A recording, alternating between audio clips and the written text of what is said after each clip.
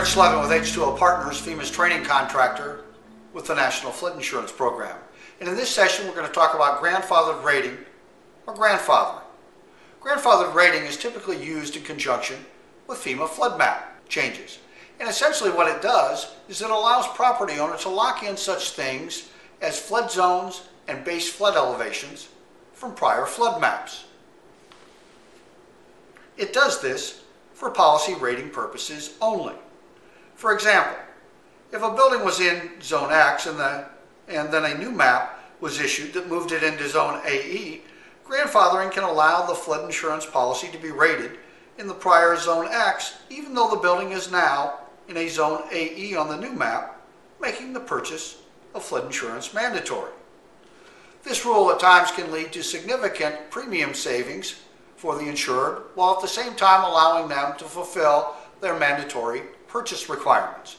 Now, grandfathering is done in two different ways in the National Flood Insurance Program, and the first way we're going to talk about is called the continuous coverage rule. If a policy is put in place before the map changes, then this portion of the rule says that the policy can continue to be rated in the zone from the prior map even after the map has changed, provided that coverage is kept continuously in force. In fact, it allows the policy and the benefits of grandfathered rating to be assigned to a new owner just so long as the continuous coverage chain is not broken. So if I buy a policy when I'm in Zone X and later the map changes and moves me into Zone AE, I can continue to be rated in that prior Zone X under the continuous coverage rule. Now the next type of grandfathering is called the built-in compliance rule. It says that if a building was built in compliance with the map that was in effect at the time of construction, then it can be grandfathered back to the prior zone or base flood elevation. The building compliance rule typically just applies to post-firm construction. Continuous coverage is not required. The policy can be purchased either before or after the map changes, just so long as the insured can document that the building was built in compliance. So let's take a look at an example of a building being grandfathered under the built-in compliance rule. In fact, let's use my house as an example. I built my house in suburban Chicago in 2005. At that time, my house was in Zone X.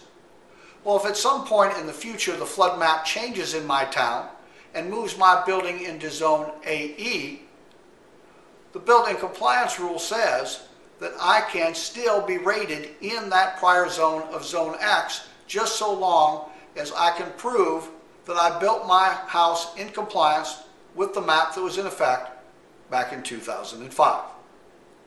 There's no need for continuous coverage under the built-in compliance rule, and I can even wait until after the flood map has changed to take advantage of grandfathering under the built-in compliance rule. Now, there are some grandfathering limitations for pre-firm buildings. If flood insurance is not purchased before the map changes on a pre-firm building, then the policy would have to be rated using the pre-firm rates in the zone on the new map. There would be no grandfathering allowed to a prior zone or base flood elevation. One more item we should talk about is the preferred risk policy, or PRP. The PRP is used for buildings in flood zones B, C, and X. Sometimes property owners purchase a policy while a building is still in a zone B, C, or X before the map changes. At that time, they're eligible to use the program's low-cost PRP policy. However, the PRP is not eligible for grandfathering. Once a map changes and moves a building out of a B, C, or X zone into a special flood hazard area, the building is no longer eligible for the PRP at its next renewal since it's no longer in a B, C, or X zone. It would have to be moved to standard rates, but could still be grandfathered into the building's prior zone at those higher standard rates. So to summarize, buildings can be grandfathered under either the continuous coverage rule or the built-in compliance rule. But remember, grandfathering should only be used when it leads to the lowest possible premium for the insured. Use the new map if it provides a better premium result. I'm Rich Slevn, and that's how grandfathered rating works in the National Flood Insurance Program.